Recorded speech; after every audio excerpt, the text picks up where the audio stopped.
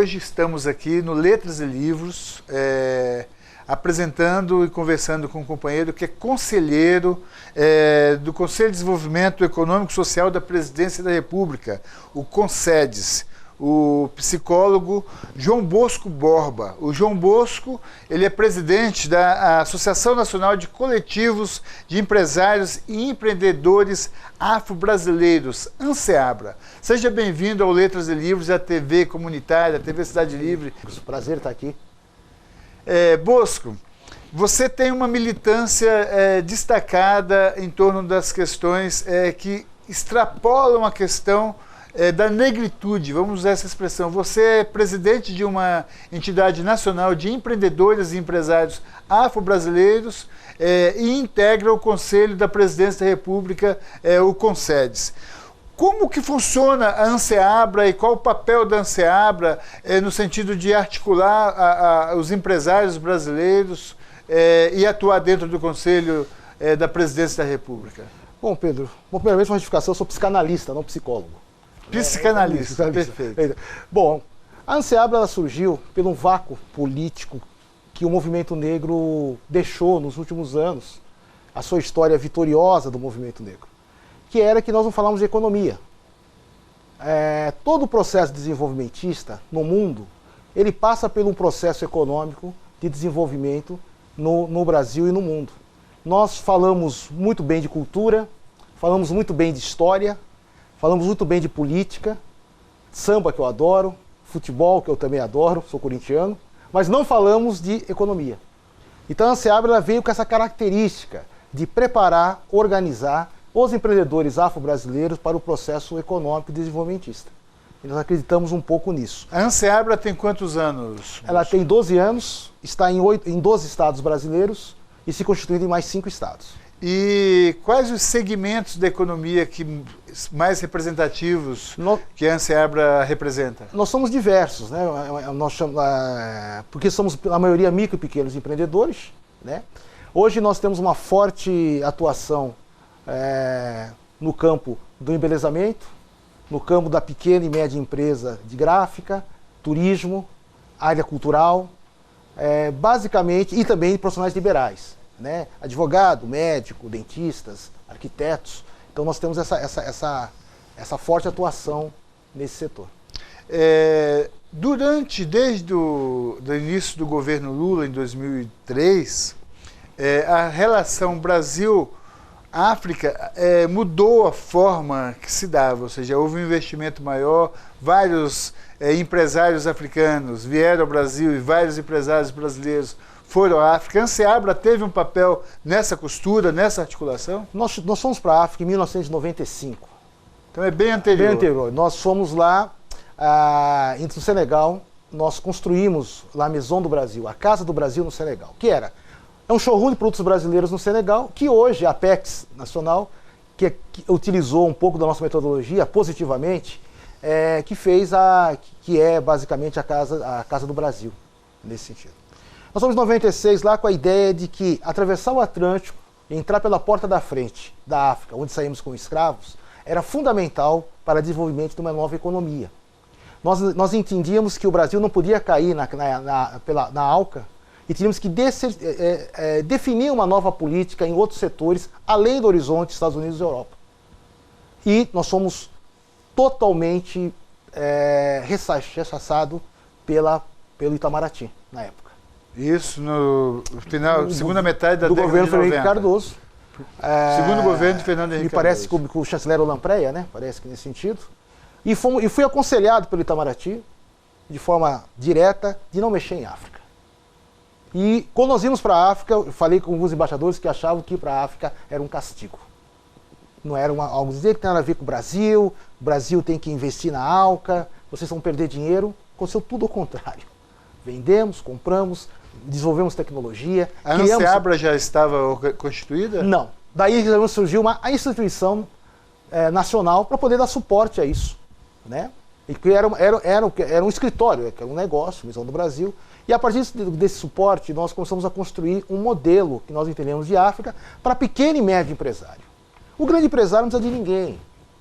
Você pega uma OAS, uma Odebrecht, ela vai sozinha, propriamente dito. Em 2002, fomos falar com o presidente Lula. Era no Instituto Lula, tínhamos 50 empresários de 8 estados brasileiros, da Anseabra, no qual que nós tínhamos 2 pautas com o presidente. Primeiro, a eleição dele, apoio à eleição dele formal, quem marcou a reunião foi o deputado Vicentinho, e nós tínhamos falado um pouco do investimento dele na África e na América Latina. Nós entendíamos que a construção desse modelo brasileiro, de desenvolver os nossos produtos para esses países, era fundamental para isso, e também o investimento do governo dele no combate à pobreza, aquela época falamos já naquele sentido, e nós criamos uma nova linha de desenvolvimento para uma classe média, que o Brasil ele não utilizava isso. Eu estou falando isso em 2002, onde o Brasil estava numa crise do tamanho do mundo, onde o Brasil tinha quebrado 4 vezes, né, no governo Fernando Cardoso, e nós constituímos isso, e o presidente Lula, que foi uma reunião que ele ia ficar 2 horas, ficou 6 horas conosco. De fato, ele tomou uma aula sobre a África e falou que ele ia fazer um grande investimento na África. Então, logicamente, não somos os únicos que falamos com ele, obviamente, mas nós tivemos um papel fundamental. Mas se no governo Fernando Henrique Cardoso vocês receberam a orientação que não deveriam nem pensar em ir à África para aprofundar as relações econômicas, no início do governo Lula ocorreu o contrário. Totalmente o contrário. Porque se você pegar se nós pegarmos a imprensa em 2003, 2004, quando começou os projetos África, 2 projetos foram extremamente bombardeados pela imprensa, da grande imprensa. Foi Fome Zero no início, depois virou Bolsa Família, nesse sentido, e o projeto África. Alguns articulistas internacionais das grandes redes de televisão chegaram a falar que o presidente Lula estava louco. O que ele vai fazer em África? E se você pegar isso hoje, a África foi resultado de uma política muito interessante. Eu lembro que quando os Estados Unidos estava querendo invadir o Iraque e estava com dificuldade de pegar países para isso, e Angola apoiou os Estados Unidos. E não estou lembrando quem, uma pessoa do governo, falou, estava muito chateada do Itamaraty, falando do governo Lula isso aí, né? E eu falei para eles que o culpado era o Brasil. Porque o Brasil não fazia uma política diferenciada e definida com os países africanos. E que o nosso país, não é novidade, tem 52% de descendentes afro-brasileiros, né? Descendentes de africanos. É o 2º maior país da África pós-Nigéria, né? Então nós temos toda uma história da pós-escravidão, e sempre é bom lembrar que a escravidão ela é diferente da Europa. A escravidão no Brasil era a mola principal. Mas nós vamos tratar ainda da escravidão. Fala. Bosco, voltando,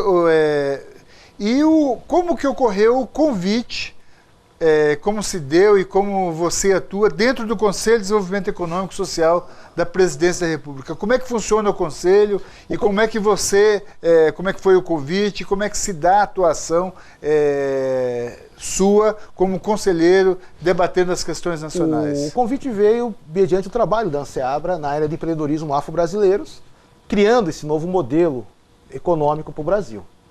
Então, a partir disso, o Conselho ele tem o seu pleno de 2 meses, que o presidente da República, a presidente da República hoje, a Dilma, ela comanda ele, e nós temos vários grupos de trabalho. Temos grupos de trabalhos da área de agricultura, infraestrutura, educação, ecologia e temas, né, reforma política. Né, nós vamos fazer agora um sobre terceirização, vamos propor na nova reformulação dele. Então ele debate, basicamente, é um microcosmo do que vai se debater na sociedade depois. Lá está boa parte do PIB nacional, ali você tem do MST a Federação Nacional, a Fiesp, você tem todos os bancos, você tem todos os sindicatos, centrais sindicais, movimento social, grandes empresários. E você representa a Anseabra ou a Negritude? Não, a Anseabra. A Anseabra na área de empreendedorismo afro-brasileiro. E qual o volume hoje de negócios entre o Brasil e a África que resultou dessa articulação que vocês da Anseabra começaram ainda nos anos 90? Temos 2 nichos que nós achamos que foi um sucesso, propriamente dito. Foi a troca de tecnologia. Nós sempre levamos produtos brasileiros para lá, porque no começo nós não tínhamos o que fazer. Nós éramos mesmo um caixeiro viajante. A gente levava um pouco de cada coisa. E a partir disso, nós começamos a levar exatamente tecnologia na área de indústria, na área de calçado, na área de desenvolvimento de produtos da agricultura. E hoje nós somos recebidos nos países africanos com muito sucesso devido a essa necessidade. E também, mas o nosso grande ganho, que nós levamos a micro e a pequena empresa para a África. Perfeito, perfeito. Acho que esse é o nosso grande ganho. Agora, Bosco, tratando da questão do Dia Internacional da África, ou seja, 25 de maio é considerado o Dia Internacional da África, que foi em 1972, a ONU reconheceu a importância e instituiu esse dia. Aconteceu algo aqui no Distrito Federal, marcando ao longo dos anos, e especialmente em 2015, registrando o Dia Internacional da África? Sim, aqui em Brasília, as embaixadas africanas têm um conselho de embaixadas africanas. Tem um decano que define toda a política da embaixada africana como fosse um bloco econômico aqui. É muito interessante isso aqui. Teve a festa dia 24, né? Mas e mais que isso, que é utilizado o Dia da África como uma forma de divulgação, principalmente para o brasileiro, para os empresários, para o cidadão comum, para as escolas, para o cidadão, que a África primeiro que a África não é um país, a África é um continente. Eu estou falando isso com uma coisa óbvia, mas todo mundo entende que a África é um país, não é um continente. A desinformação é total. E os colonizadores, né? Colocam isso. Colocam isso. E temos a segunda coisa que eu acho que é mais interessante, o número de escolas que vão procurando adereços, coisas de África, para poder fazer nas suas escolas. Porque a África entrou na pauta nacional. São 32 países que aqui, no Brasil. Tem representação aqui no Brasil. Né? E a partir disso você tem esse modelo novo de construção de que a África passa a ser, a Copa do Mundo da África do Sul foi muito importante. Porque eu lembro que em 98 eu tinha, os diretores da ANSEABRA, eles tinham duas coisas para fazer. Primeiro, trazer bons pedidos, obviamente, e trazer muita foto. Porque a ignorância era total. De pessoas perguntarem se as pessoas vestiam roupa, se tinha metrô, se tinha ônibus, são cidades modernas, com suas dificuldades. Nós conversávamos no início, ou seja, as mudanças que têm ocorrido no continente africano em relação ao processo de institucionalização da democracia. Apesar de ainda existir países como Guiné-Bissau, que são 600 mil habitantes, mas que há um governo, uma ditadura, né, e perigosa, violenta, sim. Você destacava a questão do fortalecimento da democracia do continente. Fala pra gente sobre isso. Olha, tem uma estratégia que foi feita por aquele gênio chamado Kofi Annan, quando esteve na ONU, que ele fez. A política comunitária da ONU na África, ela tem uma característica de ajudar. Ele colocou que os coordenadores da ONU passaram a ser agentes políticos no seu país. Nós tivemos, nos últimos 2 anos, 32 eleições democráticas no continente africano, no qual 28 eram ex-representantes da ONU. Então, cria-se um desenvolvimento... Dos 32 países, 28 países tiveram como candidatos... Representantes da ONU. Ou coordenadores, ou pessoas que trabalharam com a ONU, obviamente, nesse sentido. E a partir disso, você começa a criar um modelo democrático na África. Porque o modelo não democrático da África vem porque eu considero a África o caso principal de insucesso da Europa. A problemática da África passa pelo caso de insucesso da África, da Europa. Agora, diga. Só um segundinho, querido. 2 coisas são importantes aí. E a partir disso você cria esse modelo. Paralelamente a isso, como a África é um continente imenso, de 30,4 milhões de metros quadrados, 30,28 milhões de metros quadrados, você tem que fazer junções dos países. O que aconteceu na África na divisão europeia? É mais ou menos assim. Se o Minas Gerais fosse Argentina e Espírito Santo fosse Paraguai. Então eles colocaram países dentro dos países, estimulando o conflito. A partir dos interesses europeus dos colonizadores. Principalmente na área de minério, ferro, ouro. E da mão de obra escrava nesse sentido. Mas voltando um pouco, o Bosco, em relação ao processo de democratização do continente africano.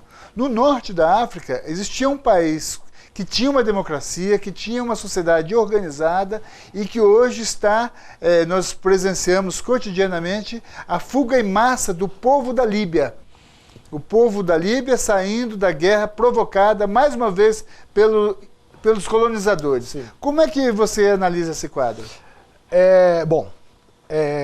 Eu acho que existem duas coisas que tem que se dizer. Eu não vou falar aqui que eu morro de amores por Gaddafi, obviamente. Somos democratas. Nós temos que entender que o Gaddafi, quando esteve na União Europeia, ele reorganizou toda a África. Que o problema da morte do Gaddafi é o dinheiro que ele tem na França e financiando campanha, principalmente de alguns presidentes da República franceses. Esse é o grande problema. Sim, mas enquanto Gaddafi estava vivo e dirigindo o Estado, a sociedade era organizada. Era organizada. Hoje é o caos. É o caos. E só um detalhe assim, a partir disso, o Gaddafi, ele, quando teve presidente da União Africana, ele reorganizou um modelo chamado África para 2025, que é uma África que conduz área de transporte, energia, TI e desenvolvimento de trabalho. É um modelo que tem melhorado esses países que eu tenho falado há pouco nesse sentido.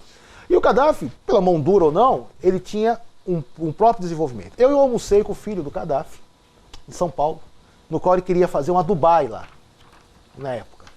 Eles queriam levar empresários brasileiros para fazer uma Dubai lá. Depois teve a guerra, teve os processos nesse sentido, das milícias. E hoje é um caos total. E quem paga caro são os europeus. Porque as pessoas fogem via Itália, que nós estamos vendo todo dia, vão para a França, vão para a Europa, o caos, né, provavelmente é instalado, a partir de uma política, de novo, nefasta da Europa. Agora, o nosso tempo na TV ele não é tão... Sim. Há pouco você falava do processo de divisão causado pelo europeu durante a colonização no continente africano. Bem como você falou também que o povo africano trazido para a América do Sul, especialmente para o Brasil, pelos portugueses, para ser os pés e os braços dos senhores, era uma escravidão diferente da que ocorria na Europa. Porém, trate um pouco sobre isso, depois de decorridos 500 anos, a escravidão iniciou no final do século XVI, século XV, início do século XVI, 1400, 1500 ali, durou até no século XIX. Segundo Darcy Ribeiro, foram 10 milhões de africanos sequestrados e que vieram para o Brasil. Como é que você tratava esse tema? Como é que você vê essa nova realidade? Hoje, o povo africano se reorganiza, os seus descendentes se reorganizam e resgatam sua identidade, sua cultura, se fortalece. Como é que você vê esse quadro? 5 séculos de história. Nós temos que entender, primeiramente, que a escravidão no Brasil era diferente da Europa. Na Europa, tornar-se escravo quem perdia a guerra. Né? Aqui não. Tudo que foi feito nesse país foi feito pela mão escrava. Foi feito as casas, os açudes, as estradas, a pecuária, tudo foi feito pela mão escrava. E principalmente a alta tecnologia, através das galerias, na exploração de ouro. Por quê? Eram países desenvolvidos na sua origem, quando foram massacrados pela Europa. Esse é o primeiro ponto. E a partir disso você tem uma massa hoje, ainda mesmo saindo a pesquisa ontem, que 85% dos afro-brasileiros, dos negros, saíram da miséria via Bolsa Família, que a elite paulistana odeia, né? Você demonstra um novo modelo nesse sentido de que hoje os negros brasileiros são fruto... Ou seja, 85% dos afrodescendentes saíram da miséria com Bolsa Família. Nos últimos 12 anos. E aí hoje eu entendo o ódio da elite brasileira. Porque a discussão do Brasil é essa. Né? E a partir disso você tem um novo modelo de um resgate nos últimos 12 anos da política. Eu costumo dizer que 12 anos de governo Lula e Dilma,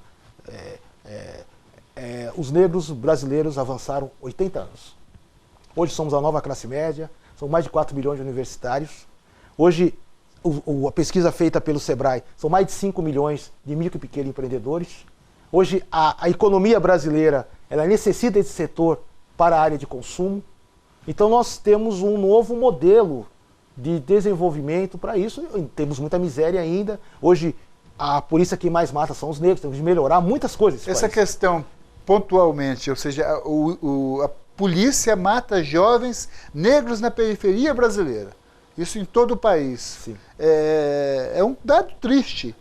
É fruto da exploração do racismo. E também tem reclamações de que os negros classe média são muito perseguidos pela polícia.